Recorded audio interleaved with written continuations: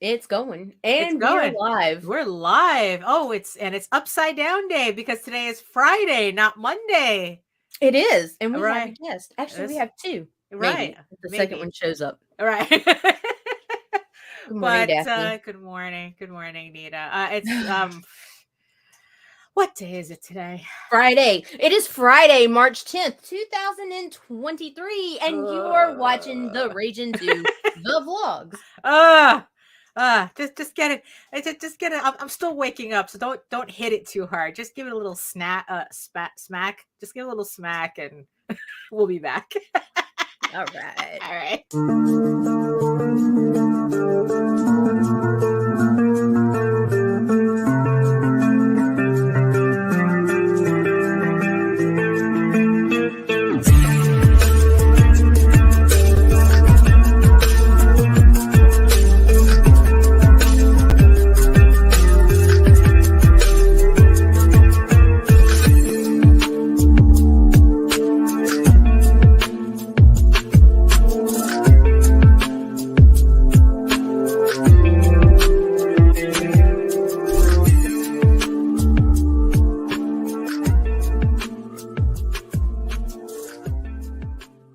Have a question or comment for us to address on the show?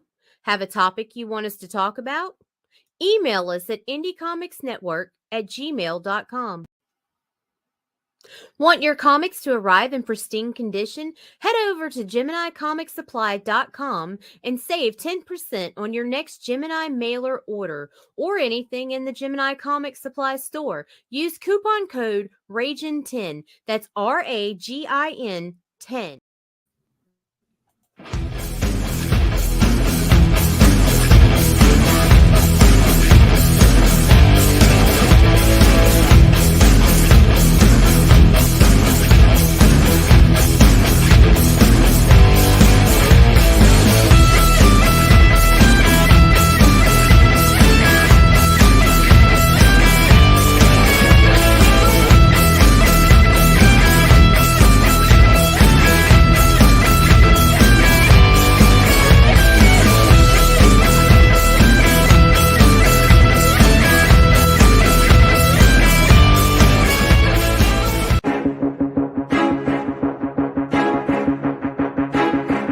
It's Monty Moore.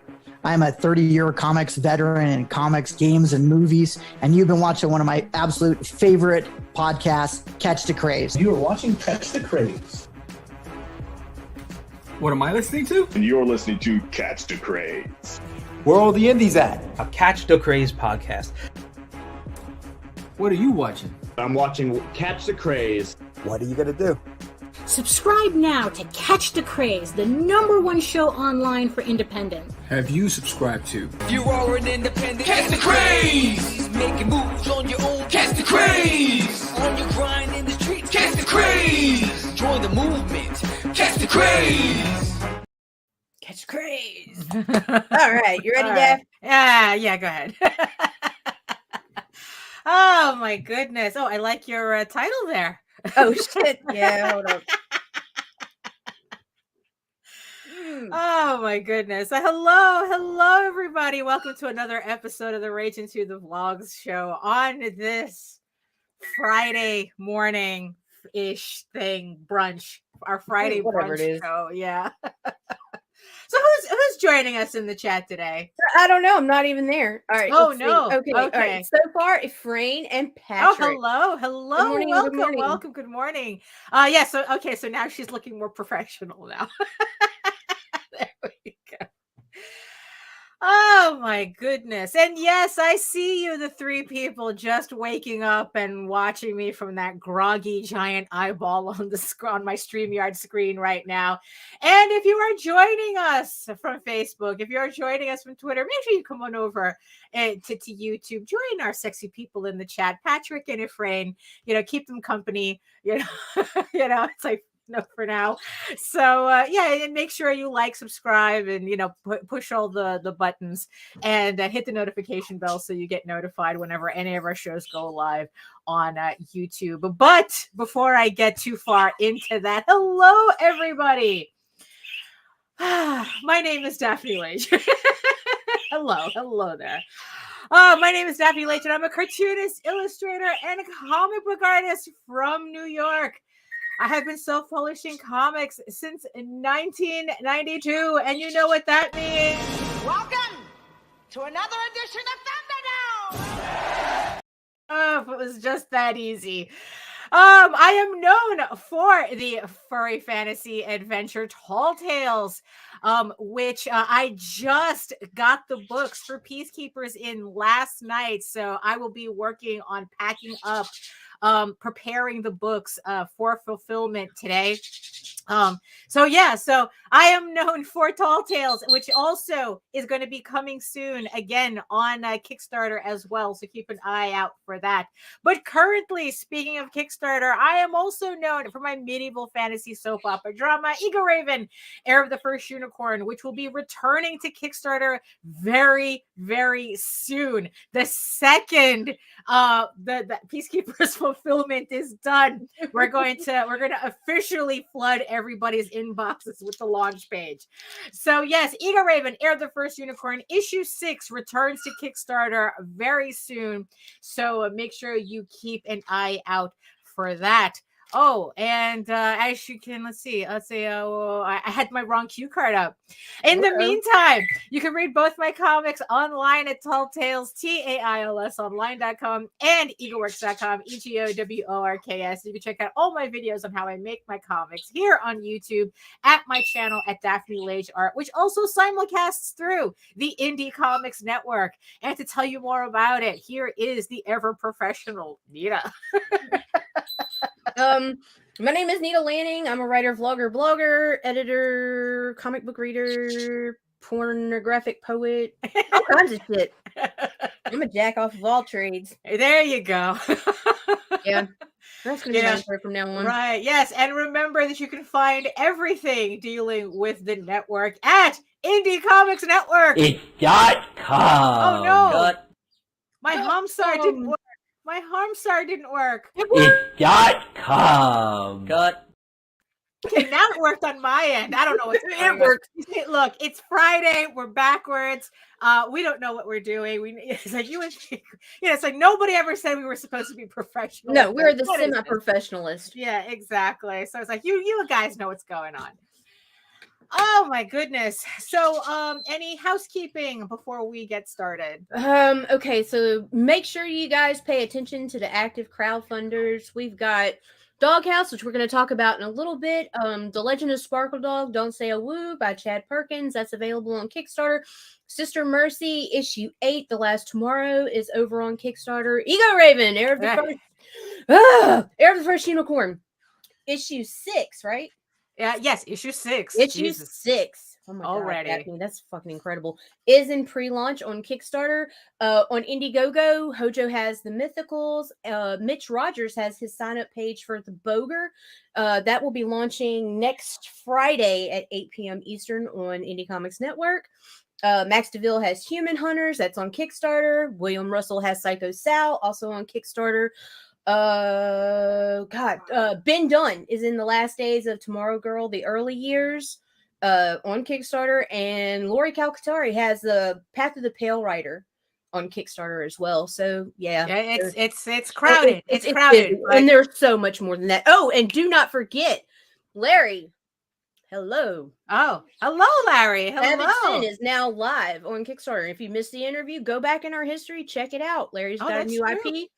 I'm curious to see what this booty bitch does. Oh, there you go.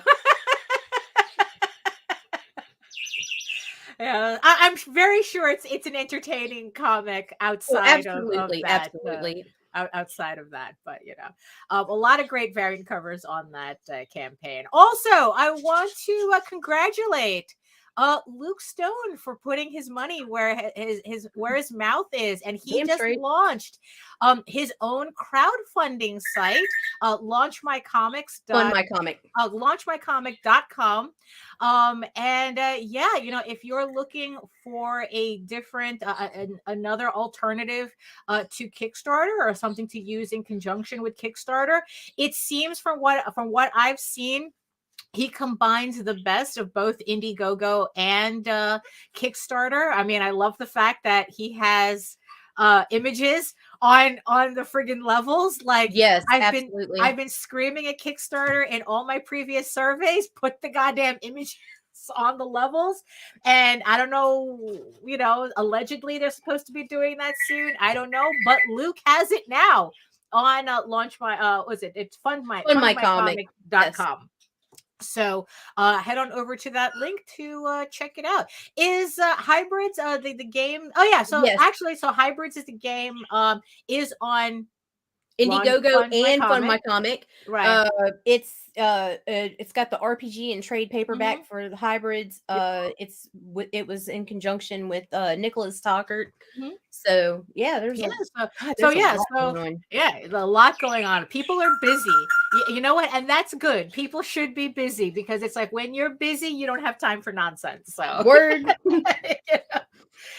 So, oh my goodness. So yesterday I had a full day. Good morning, Joe. Yesterday I had a full day. It was one of the rare occasions where we actually went out for a change. Me and Jose, we went to the Museum of Modern Art. We went to see the Guillermo del Toro exhibit, the Pinocchio exhibit. I haven't seen Pinocchio, but Jose has. It's on Netflix. I think it's on Netflix. And so they had an exhibit there, and it was a lot more interesting than I thought it would be. One, it's always worth getting an annual pass to your local museum, because we were able to bypass this long ass line to get into it. They gave us a little fast pass because we were members, and it was great. But yeah, it was really interesting. Like, the puppets were a lot larger than I thought, a lot more detailed. I mean, it was just really amazing to see it, and it's like, and it's like, you know what, you should be going to your local museums regardless of what exhibit is there. I'm pretty sure this is a traveling exhibit, but so if it ends up in your neck of the woods, I highly recommend going to see it. But definitely you should be going to your local regular exhibit for the Dark Crystal. Oh yeah, actually, it's like we have the Museum of the Moving Image actually like several blocks away from us, and they have a permanent Jim Henson exhibit there. Wow. We went to see it when it first opened. Well, the puppets are actually more like this, so very, very small. Smurfs. But they have a permanent Jim Henson exhibit that has some Dark Crystal. I think they have not the Chamberlain. They have I forgot what the one that has the little feather sticking out. Like God. Yeah, you know which one it is, that has like the very frilly, fancy. It was almost like the fashion guy of the Skeksis. They have him there. And I think they have so they have a permanent exhibit there. So like one day we're gonna have to just go back and go see it again. So that was, I mean, and that's the thing. It's like and then it's like after we got through the Pinocchio exhibit, we were just walking around the museum, and here's the thing. I mean, it's usually I don't go to the Museum of Modern Art, but that was more because back in the day, back when I was at SVA, School of Visual Arts, they would make us go to all like these really random galleries in downtown, and it's that whole like fine art stuff. And at the time, I was really, it's like, I was like a lot of people, it's like, what the fuck is this shit, But wow. I think now that I'm older and wiser and understand things a little bit more, I was walking around the museum. We were in like the contemporary art section, which is, I guess, where you find kind of like the what the fuck is this shit stuff. And I really had to remind myself, right? I while I was walking through that the classification of artwork as degenerate is the gateway to fascism. And I had to remind myself to just respect the different just the different ideas that different artwork puts forward, because I had to remind myself, and it's like, and I really did have to remind myself of that it's like, you know what? It's like, because the work that we do as comic book artists, we're not that far removed from Great. that. Daphne's going You to know? start nailing bananas to walls. Right now. It's like, well, no. You see, that's the funny thing. It's like, I'm talking about, yeah, you know what? What am I talking about? Because, you know, in the end, I think there's a difference between having a creative vision and money laundering. You know, so know the difference. Know the difference. You know, but the thing is, though, it's like, as you know, so the museum is set up so that the contemporary stuff is on the lower floors, and as you go up levels, that's where you get to like older and older work. And then when we finally got to like, you know, kind of like the 18th century and 19th century work, that's kind of like where my artistic comfort zone started, because you just walk in and the first thing you see is a Lichtenstein. And then it's like, all of a sudden it's like, oh, here's a Magritte, here's a Duchamp. Well, right, exactly. You know, in the end, right, you have to remember, right? Here's a Duchamp, here's a Frank Lloyd Wright, here's a Frida Kahlo, you know, and then it's like the crown jewel of the museum is that they have Starry Night by Van Gogh.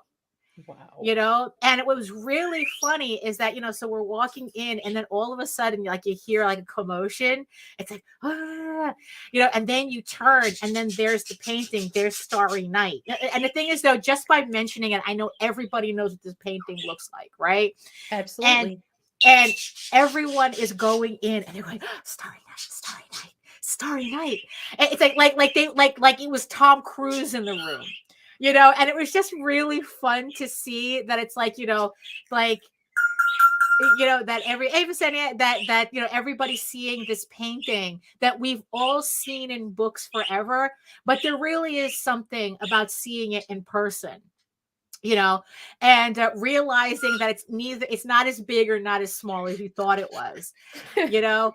Well, yeah, it's like, it's like, that's kind of like, yeah, blue squares, you know, and what you see. The funny thing is that, yeah, we saw the blue square canvas, right? But then you go see a Mondrian painting, and then you're like, wait a minute, why is it that I have more of an appreciation for a Mondrian painting than I do for the blue square canvas?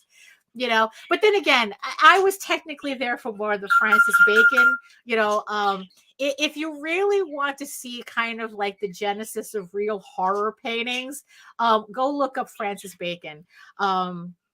That was I always enjoy his stuff, and and also the other they had a Klimt painting, which was, again, it's like one of these pieces where it's like no photograph does it justice, because there's so much gold paint and gold leaf in it that you cannot photograph it correctly, no matter what. So, you know, so I'm just like, you know, standing in front of this Klimt, and it was just like, oh snap, you know, it's like you kind of like, you really do feel like you're in the presence of greatness, you know. I mean, it was just like really, you know, very humbling, you know. It was just, you know, it's always just very humbling, you know. And then it's like I said, they had Frida Kahlo's there, and they also have, again, another painting that everybody knows. It's The Persistence of Memory by Salvador Dali. You know, and the thing is, though, is like, I asked Jose, it's like, oh, did you see the painting? And I go, no. And I go, yeah, because the painting is like this big.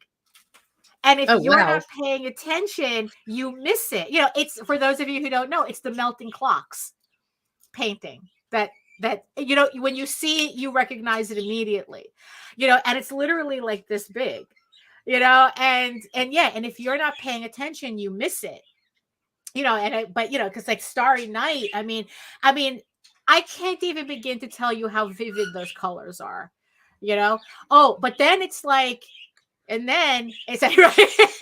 And then, I think no, I'm okay with my position beneath Klimt and Monet, because that's what they also had there. They had a collection of Monet's water lilies, and it's these giant paintings, you know.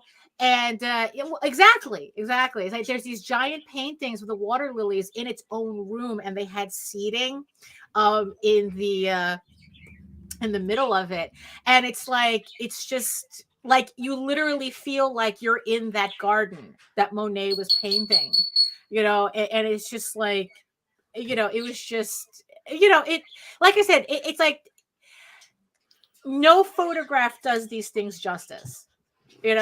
So it's like, if you ever need like a recharge, it also gives you an excuse to get out of the house, go to your local museum, go stand. Yeah. Go stand in the presence of greatness. It's like, understand the path that you're on, the path that's been, and it's like, and like I said, it's like seeing, yeah, right. Yeah, no, I mean, really, like I said, it was like this big, they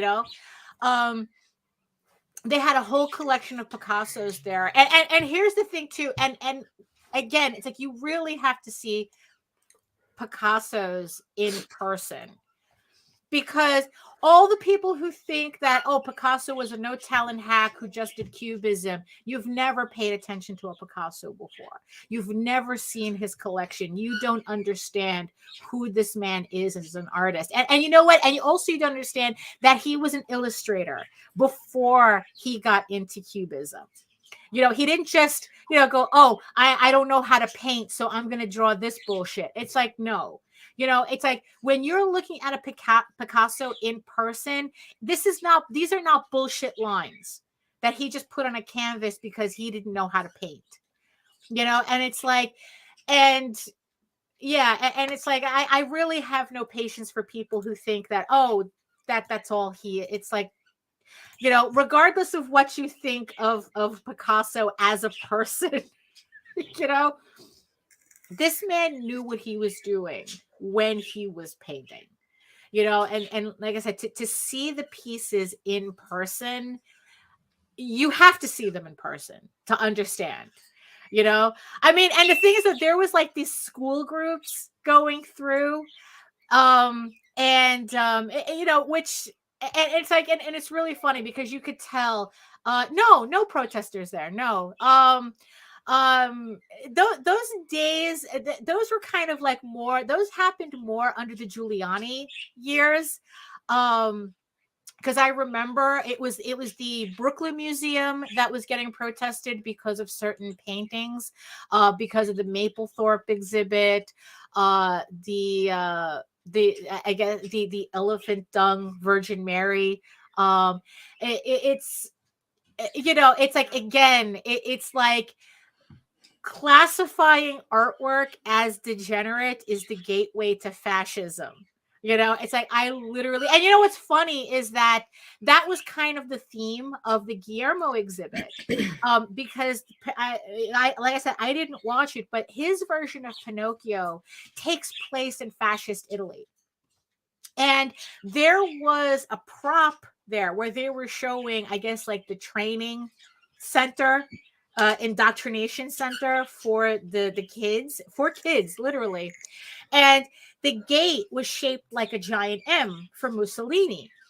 And the funny thing about it is that Guillermo was explaining that this was based on actual archival photos of actual detention centers / training centers in Italy at the time, where the shits literally had a giant M on it for Mussolini. And it's like, if you had told me that, I would have thought you were making that shit up. It's like, but no, fascist dictators really are that ridiculous. They really are. And it's like, to see the actual photographs that he based that on, I think he had, I don't know, I think it was in one of the cases.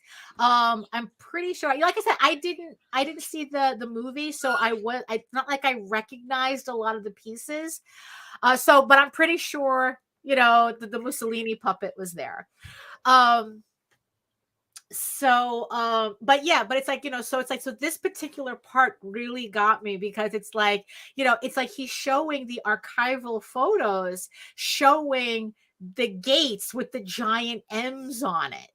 You know, I mean, that's like shit that you would expect like celebrities to do. That really like They absolutely do. In fact, in they put Kentwood, their monograms on the gates and stuff. you know what's hilarious What? is if you ever drive past Britney Spears' old mansion, there's a big old BS on the Oh no! Maybe that was the good idea. shit you not. It's hilarious. You know? Maybe they should have thought about that a bit. But it's like, yeah, so it's like Mussolini did the same thing, you know, and it was just like, and especially the M was large enough for soldiers to pose all on its perimeter, you know, like, and on the M it's absolutely ridiculous. But it's like, that's fascism for you, you know? I mean, it was just really funny. So it's like, yeah, there were no protesters. And also the thing is, though, it's like this thing is kind of like this museum is literally in Midtown. So protesting would be very difficult to do. Because it's like, look, you know what? It's like, look, you think like most people don't like having the sidewalks blocked. Look, we can barely stand it when it's the Thanksgiving Day parade.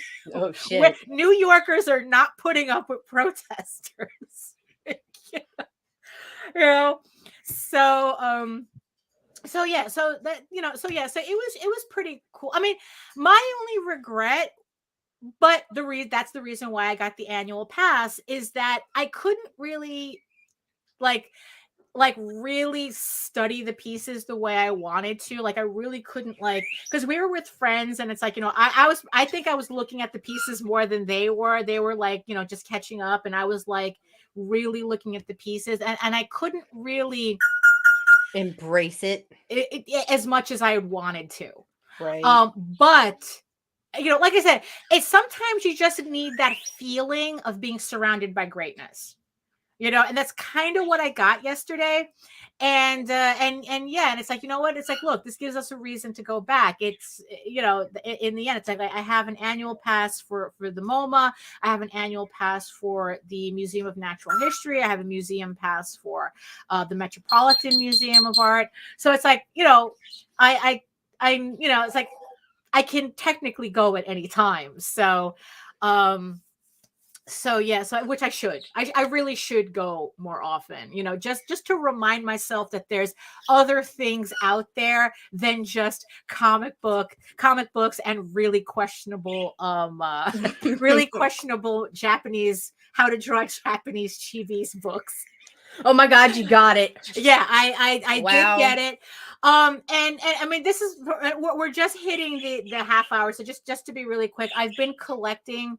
I bought like a bunch of these books directly from Japan, from an eBay seller, on how to draw certain things. And like I said, they get really hyper specific. Like this one is just for like chibis in love type of thing. Like it's like like if you're drawing like chibis in relationships or something. They look like relationships. They come.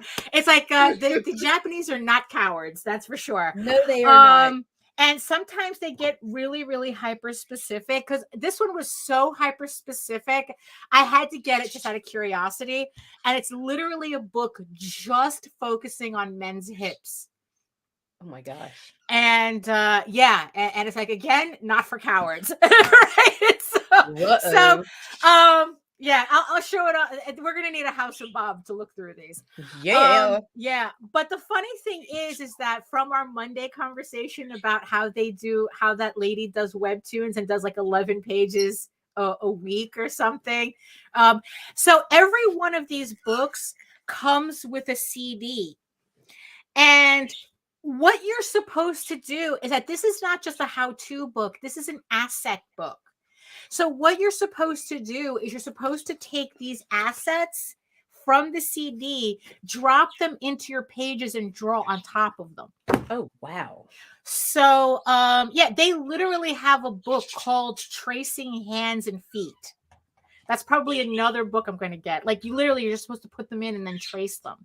I mean, because you need to do what you need to do in order to get these books done, right? In the crazy deadlines. Here it is. Here it is. Here it is. Well, that too. Yes. But that too. Well, you got to remember, I bought this so that I could draw my own. So I don't need this. This is a means to an end, Yeah, a rear end, but so you ready for this? Yeah, so we have a guest. We have guests waiting. So yeah, speaking of in the presence of greatness, why don't we go ahead and get that bump rolling, and then we can bring them in and talk about their books. So we'll see you. We'll see you in a minute.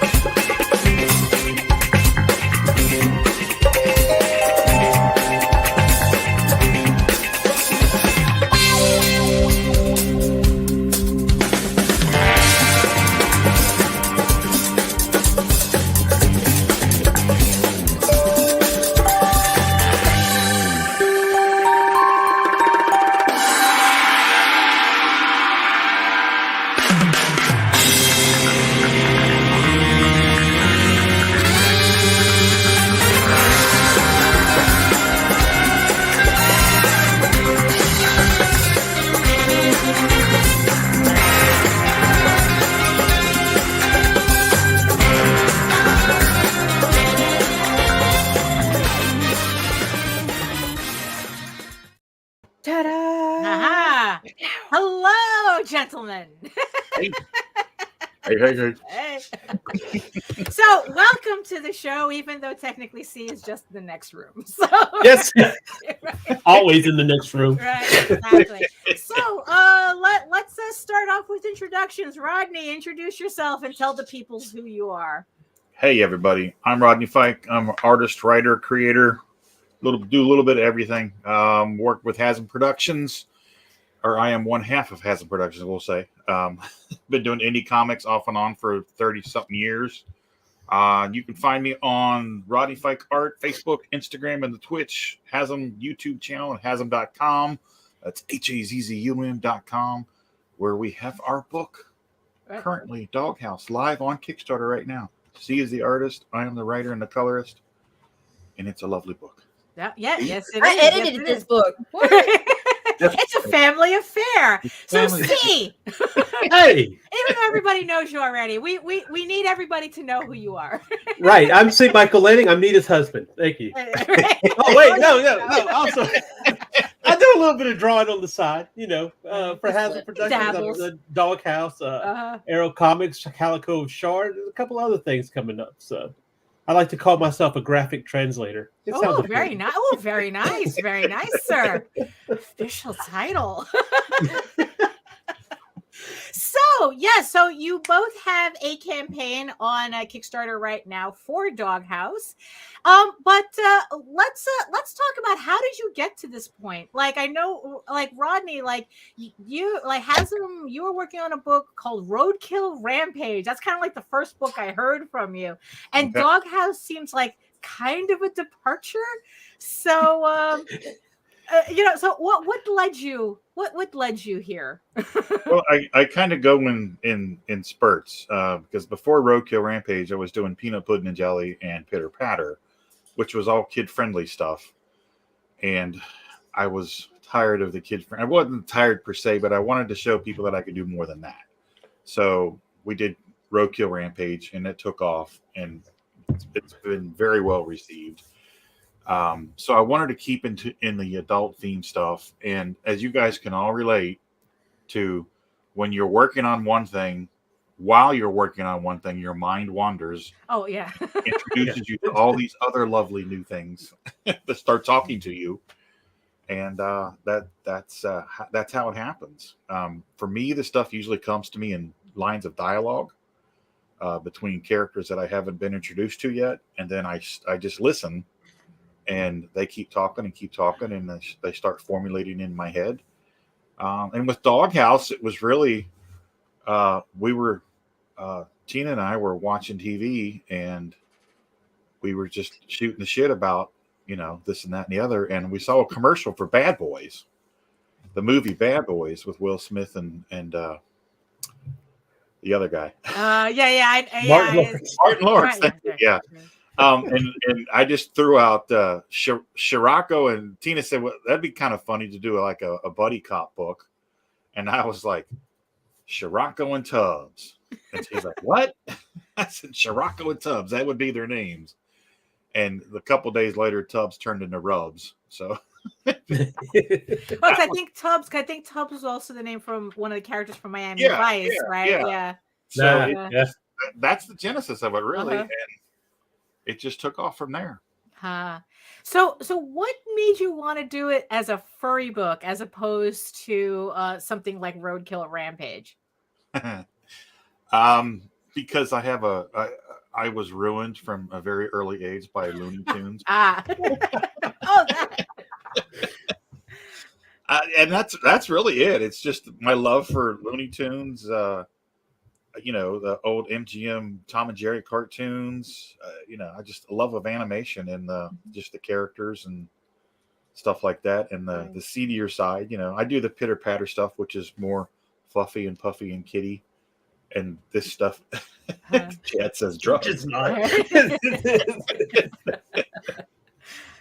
But yeah, I've just grown up on cartoons and stuff, and I just kind of want to, big fan of Roger Rabbit and Ralph Bakshi and all that stuff. So that's just kind of how it came to me. So that's what I want. I kind of wanted to do it with Pitter Patter, but we were advised by several people to just leave that the way it is. Mm-hmm.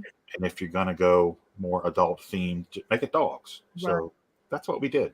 Right. Yeah. Because that makes sense, because it's like if you're, it's like it's kind of weird to have an all ages book all of a sudden transition into something that's not all ages. Right. Especially if you're going to introduce like raunchy jokes and stuff. So, well, we had a really good transition. We had a really cool way of doing it, but. Mm-hmm. Right. We just had people saying, hey, you've got this. It's just safer this way. Yeah. People will make a big deal out of anything. The next thing you know, you're trying to corrupt their children. And so we can't do that. Yeah. 20 years They're going to have protests around Rodney's table. Yeah. Really. They might not protest in New York, but they will around. Right. Yeah. So how did you how did you decide that that C. Michael was needed to be part of this book? Just through getting to know Nita, and I had heard about her husband and how he was an artist, and I it's funny because sometimes I get so lost in my world that I don't go investigate. I don't go look. And then one time I went and I looked, and I don't remember exactly how we hooked up, but I saw his artwork and I was like, oh shit, that's really good. I like that. And Tina's like, well, I've been telling you for a month that you need to get in contact with him. Well, what made you decide that that this was a project that that you needed to pass on to somebody as opposed to drawing it yourself? Because I was too busy. Oh, okay. There you go. It's that simple, right? And I wanted answers. Yeah. I wanted it to look different than Pitter Patter. Because Pitter Patter is soft and fluffy, and C stuff has a little more edge to it, which is what I wanted, but it's still the cartoony stuff. And mine's got a little graphic-y feel to it, which is intentional. But it was still the cartoony stuff, but different enough from Pitter Patter to have its own identity, which is exactly what I wanted. Yeah, so it's like when Rodney came to you with this project, like what were your initial thoughts?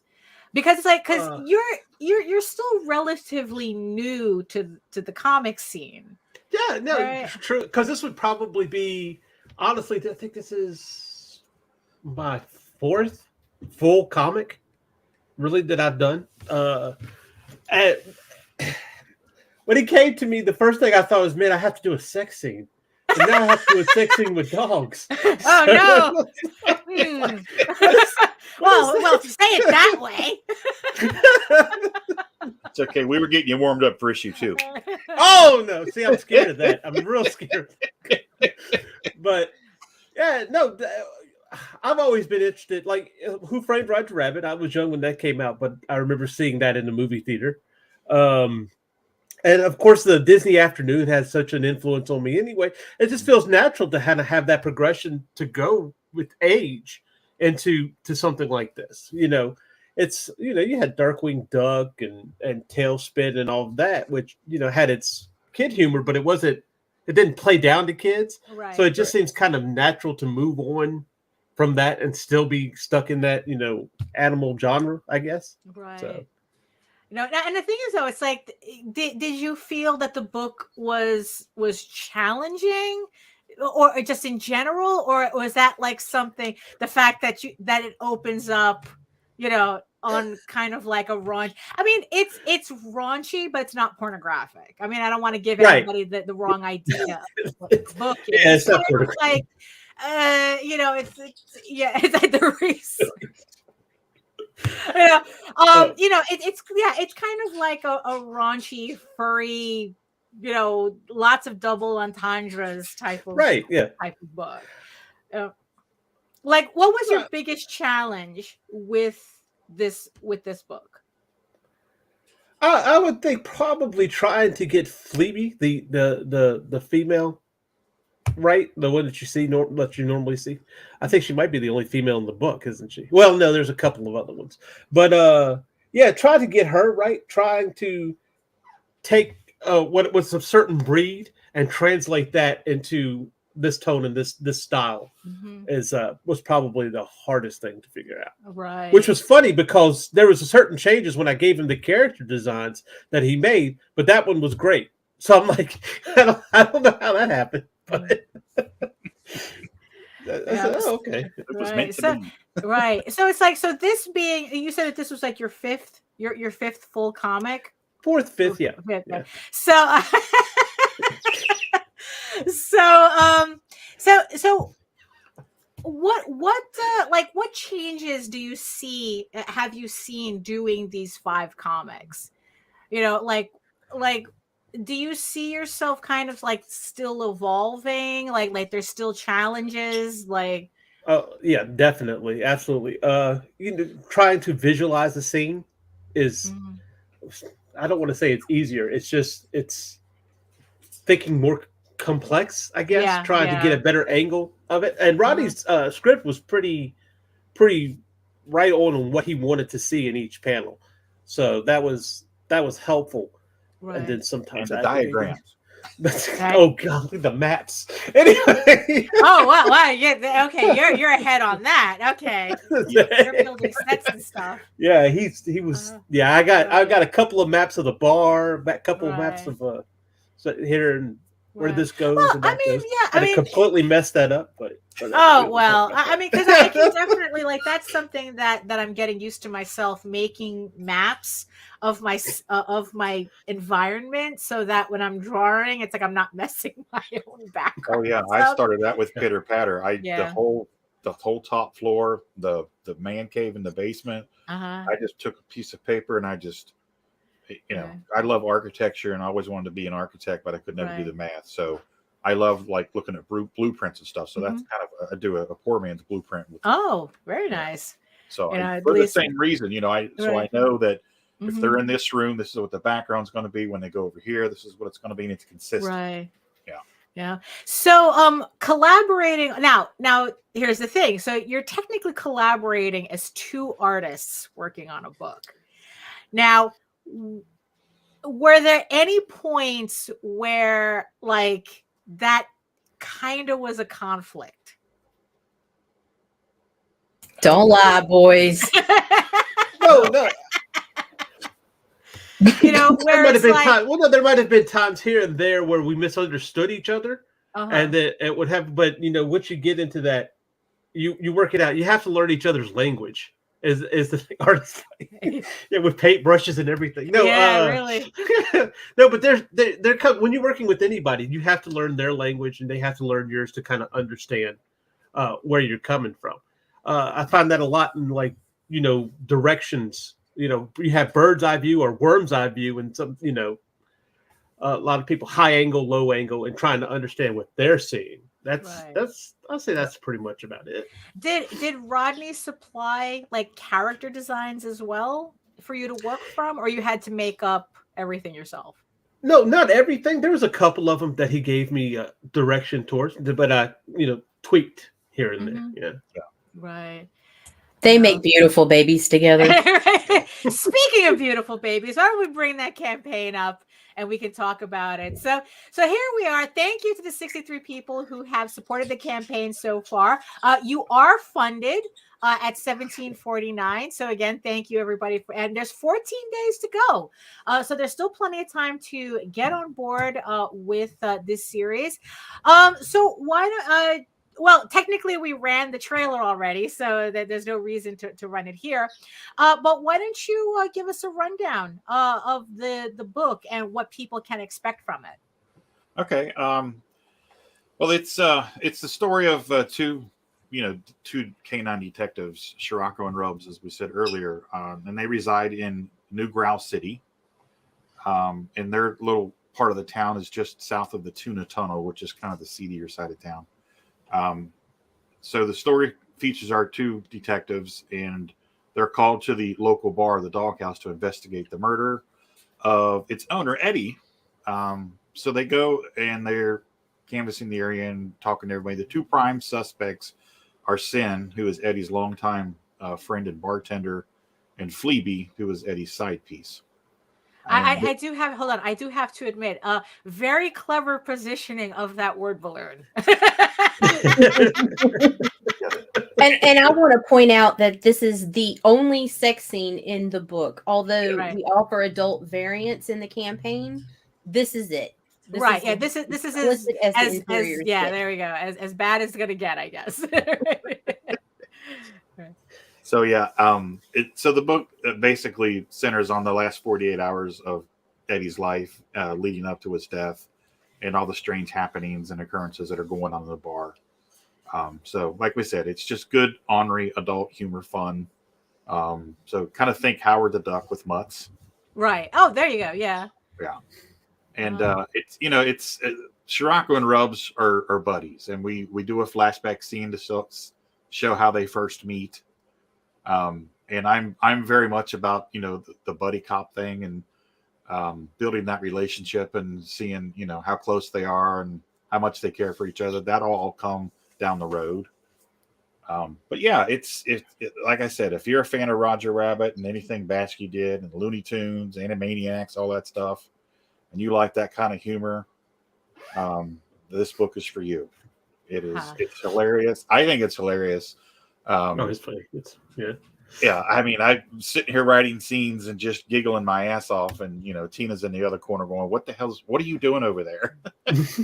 So and speaking of it being a kind of family affair, yes, I do have a variant cover on this campaign that you can purchase. I have two variant covers technically. I have the regular version and I have the naughty version as well. Now, how many issues are you planning this? Now, is this a one shot? No. Okay. It is a self-contained story. Okay, so that's there are going to be further issues, yes. But if somebody picked this up, the story goes from beginning to end. Yeah, kind of like a CSI episode. Story, yeah. Right. So how many issues are you planning for this series to be? I don't know that we have a set plan. I think we're just going to keep doing them. Right. As long as we're getting the support from the fans and stuff, then we're going to keep doing them. So is the plan to make every issue a different case? So it's people can pick up and not feel that they're missing anything? I think that's the plan initially. There will be little nuggets dropped here and there that when you read the next issue, you'll reference back to something that was said or done in the previous issue, right? And realize the connection, because it just keeps growing. Right. So the universe just keeps growing and keep adding situations and characters and stuff. So yeah, there and it's we're gonna create its own little world, and the police department, the dog pound, which is the dog house is also the police station because they call police stations houses. So so yeah, they're don't worry. See, I'll do a map for the detective. Yes, please. Maps for everybody. Yes. So if someone's looking at this campaign for the first time, so they can pick up the first issue and get a complete story. Yes. And and pretty much it's kind of like it's right. It doesn't feel like they're committing to something that maybe I don't know, right. In case, depending on how long you take to put out another issue or something, they already have a complete story. Yes, so yes, they're not going to be left hanging. Right. Okay. That's what I was trying to look for. Yeah. Now the thing is, though, you have a lot of interesting stretch goals on this campaign. I was like, because we've already unlocked Ferdinand's sword, which looks suspiciously like a cocktail thing. Indeed, it is. Yeah, right. One right here. And then it's like you have these menus. Now the thing is, so what are these? Are they literal menus? I mean, what are they? Yes, they're literally menus. When you go to a bar, they have the menus on the table, or they bring them out to you, and then we've all been to bars to see bands, and you've been handed the list of bands, the calendar for the month. Right. And who all's going to be playing what night. So we did that. And it was fun. Yeah. Right. I mean, yeah, it's just so you have the issue, then you have all the things that go with the bar. And again, speaking of family affair, tell us about this sticker. Well, if y'all don't know, Nita and she have an amazingly talented daughter, Jaden, who is just crazy, insanely talented for as young as she is. And Tina immediately monopolized on that. She's like, hey, let's get her to do some artwork. Who do you think we'd have her do? And I said, Ferdinand. Yeah, no, it's a really she nailed it. Yeah. It's a really, really funny sticker, which we still have to unlock, right? No, it's unlocked. Is it unlocked? Oh, very nice. Wow. Good. So everybody's gonna get this Ferdinand holofoil sticker, which it's very, very nice. And then what's the next stretch goal? It's another a holofoil trading card. Holofoil trading card, which you can add to your Hasm collection of trading cards from all of our books. Yeah. Now on this campaign, can people pick up like say it's like, I want to try out Pitter Patter, or I want to try out Roadkill Rampage. Is that available on the campaign as well? Absolutely. Yep. You can go check out all of our previous stuff right there. Yep. Mm-hmm. So like say if anybody wanted to experiment, you can pick up all your titles on this campaign and literally not miss out on anything. So so you've been doing these so how many campaigns have you done so far for I think this is our fifth one? Fifth one. Mm-hmm. Okay. Now do you notice anything different from doing Doghouse as opposed to any of your previous campaigns? Like, does anything like stand out for you with this campaign that's different from your previous campaigns? People really like horror. Mm-hmm. Roadkill Rampage funds really quickly. Mm-hmm. And that's very nice. And I mean, this funded in 48 hours, maybe 7. That's good. 70, about 72 hours. Uh-huh. Which is great, but it's a narrower demographic because people assume because it's a cartoon or cartoony that it's a kid's book or it's not going to appeal to them. Which it's cartoon. Yes. It is harder. I'm trying to say that without scaring people. But yeah, it's people assume that it's a book for kids. which is very strange considering that I would think that it's kind of like, it just goes to show you how much people don't pay attention. They just see a cartoony style and they're just like, oh, it's for kids. It's like, really? Are you actually looking at the artwork? Really? Right. Yeah.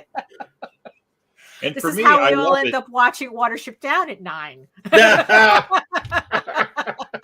For me, it's good because one of my favorite contemporary artists is Humberto Ramos, which coincidentally is one of C's favorite artists. Yeah. So we immediately have that in common, and I like that. I like that it's got I love cartoony stuff. Michael Golden was one of my idols growing up. The Bucky O'Hare. Yeah, Bucky O'Hare, Micronauts. Yeah.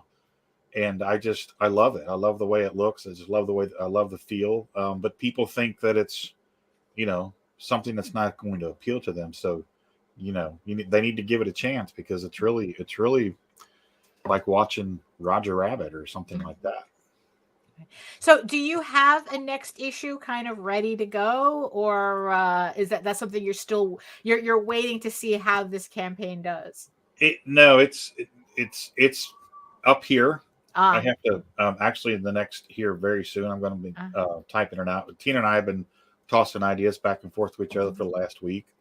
So I will eventually here in the very near future, the next week or so, start writing it down and laying it out and getting the outline and then narrowing it down and giving it to Nita and say, hey, what do you think of this? And she'll say, this is stupid. And yeah. I know the feeling. I mean, yeah. Careful, she can reach you. Right. Yeah, I know, right? All of a sudden you see that head that hand coming out to smack you in the back of the head.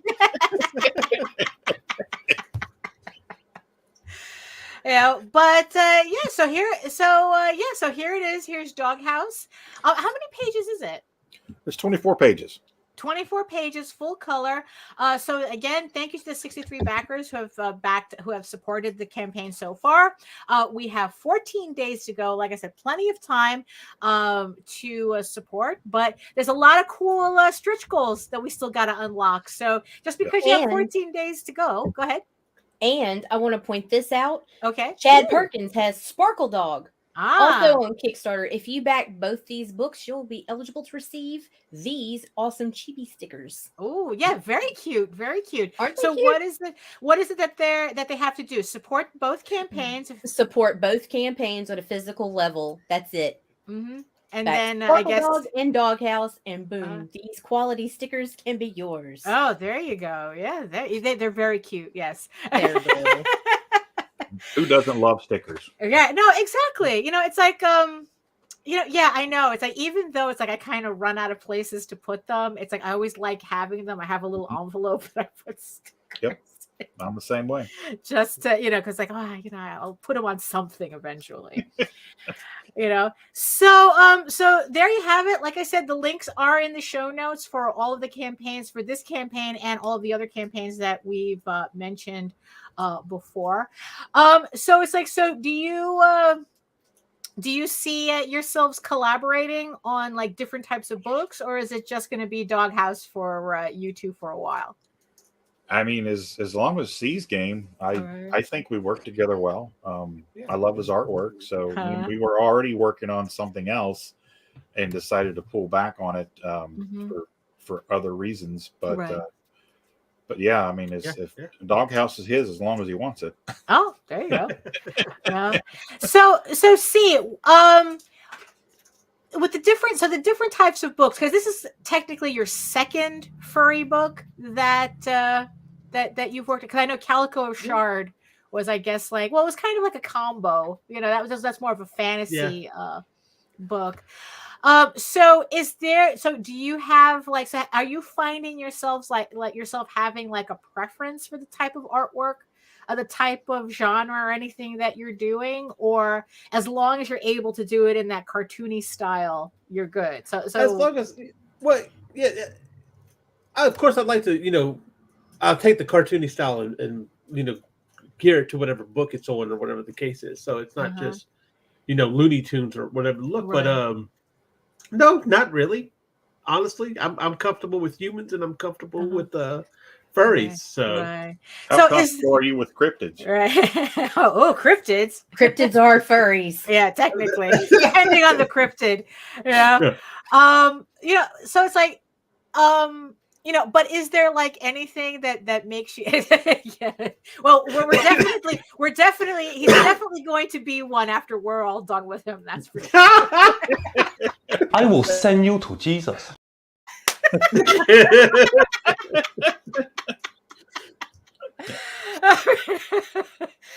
So so I guess you were saying before that I guess like the biggest thing is just visualizing everything is your biggest challenge with each of these new books. I guess there maybe we could do some show. I got a book here that might be. These Japanese books are ridiculous, I have to say. Oh my goodness. But so it's like, so is there anything else like to look forward to with you two, us outside of out this book right now? I think so. We haven't talked about it yet, but I made that cryptids comment for a reason. Ooh. Oh gosh. Oh, secret project. Yes. We need a cryptids book at the Hasm. Right. So once again, Tina and I have been throwing back and forth ideas. So we're going to put that in the production slate here at some point. That's the thing too. So it's like, so Hasm, which is you and Tina, so you have so how do you juggle all of these different books because also you have Sparkle Dawg under your banner as well. So how are you juggling all these books? No days off. Oh, that old gag.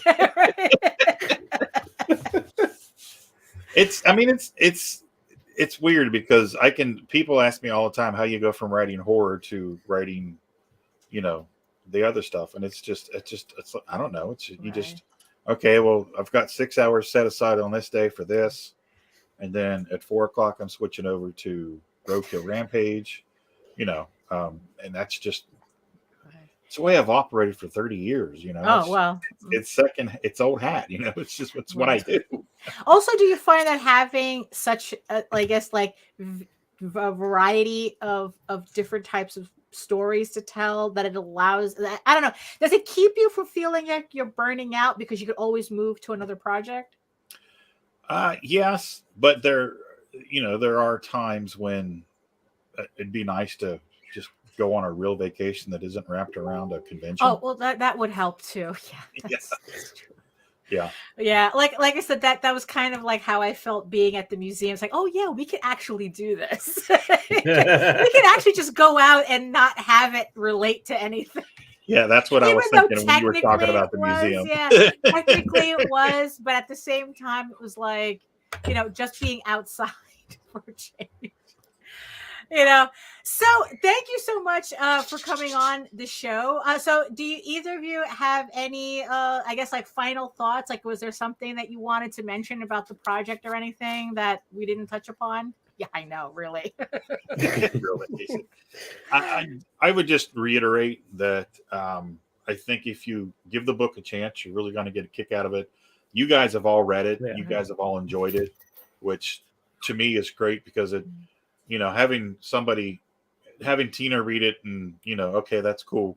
That kind of doesn't count because that's your wife, so other creators read it, and Nita sends me a message and say, this is fucking hilarious and stuff like that. It really makes me feel good. And I want to express that upon the people. It's a fun book. Yes. Absolutely. My wife will tell me if something isn't up to her standards. Yeah, exactly. Tina does the same with me. Crack that whip. Do it again. Do it again. So if my wife likes it, then it's good. Right. She'll tell me otherwise. Oh, there you go. They don't let us put out any shit, Daphne. Well, that's good. That's good. That's good. We don't want people embarrassing themselves.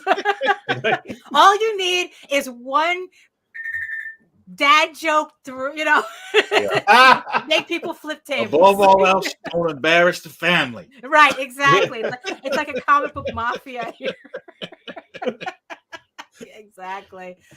Oh my goodness. So C, tell everybody where they can find you outside of the Kickstarter. As always, you can check out my Linktree /C Michael Lanning. It's got links to Facebook. There's a Twitter on there, but I'm not. And Instagram, of course, my portfolio. And the upcoming right here on Indie Comics Network, starting April 4th, we'll be doing Build a Comic Workshop with Chad Perkins, where we'll be starting with a totally different IP, ground level, from scratch, making a comic book and showing that that's live. Crazy. I mean, from concept through fulfillment. That's crazy. Whole thing. Have everybody see it in real time. That's right. Yeah. You know what? I'm going to see how horrible I actually am. So. Oh no. No, but that I think that's really fascinating, and I think like a lot of people would really love to see, like, what is that like? Yeah. Just I call Chad names, things like that. Yeah. Right, the usual stuff. We call Chad names too. So Rodney, tell everybody where they can find you outside of the Kickstarter. You can find me on Rodney Fyke Art on Facebook, Instagram, and Twitch. Also, the Hasm YouTube channel and Hasm.com, as well as right here on the Indie Comics Network on Thursday nights for Thursday Night Throwdown, Monday afternoons at 3 p.m. for Fyke It Let's Draw, Saturday mornings at 10 a.m. for Sketchy Saturday. And give a quick plug real quick since we're here. April 6th on Thursday Night Throwdown, come join us with special guest Kelly Jones. Ooh, sweet. Oh, very nice. So Nita, any final thoughts for the peoples? Oh, you're muted. My final thoughts for the people are tune in this afternoon at 3 p.m. Eastern for Arting with the Alley Cat with Allison McGlone, and then tune in Saturday for Sketchy Saturday at 10 a.m. Eastern. There you go. Nope. And here we are at the end, at the top of the hour, a little bit more at the top of the hour, 6 minutes in, at least according to my clock. Thank you so much for everybody for joining us. Thank you everybody in the chat. Thank you to the 9 people watching us from regions beyond. Thank you so much for joining us and making it through the entire hour. Thank you so much. And if you want to see more about me and my artwork and all my campaigns coming up, because they're nonstop and they're coming up fast, you're going to head on over to my main portfolio site at egoworks.com, EGOWORKS. You can find links to all of my galleries and social media sites, but I mostly post to Facebook. If you are interested in seeing sketches and current work in progress, pieces and live updates of anything that I'm doing. And remember that you can check out all my videos on how I make my artwork here on YouTube at my channel at Daphne Lage, L-A-G-E art. And my semi-weekly art live streams. I will be having I couldn't do one this past Wednesday, but next Wednesday I will come back with another live stream from 4 to 6 p.m. on Wednesday Eastern. So make sure you join me for that. But if you want to see more of me and Nita, you can join us again on Monday, where we will do this mess all over again at 11 a.m. And remember that you can read Eagle Raven Air the First Unicorn for free on my website. It uploads every day, Monday to Friday, in its full color version as it's appearing on Kickstarter, the Kickstarter editions. Or if you're feeling impatient, you can download the first 16 pages of issue 1 for free to check it out, so that you can, kind of figure out what's going on by the time the issue 6 campaign goes live in a couple of weeks. But if you prefer your fantasy to be more of a furry Lord of the Rings adventure, you can follow the links over to Tall Tales, TAILSonline.com. And not only can you read the first 20 issues of Tall Tales for free, but also the new story arc, Tears of the Mother, which continues exactly where Thieves Quest left off, uploads every day, Monday to Friday. So you can also read a lot of content for free on the website. And if you want even more free comics, make sure you sign up for our newsletter as well, where you can even download Oswald Chronicles as well for free to try that out. So you can try all our books for free just for signing up. So thank you again for for joining us on this Friday. Thank you, Rodney. Thank you, C, for showing up today. So if Nita, no more housekeeping, we're good. So there you have it. Thank you so much. And in the words of the ancients, eat your food, moisturize, mind your business, and do the work. Because just like with these two, if you do the work, you never have to fake your accomplishments. So we'll see you again next time. Ciao.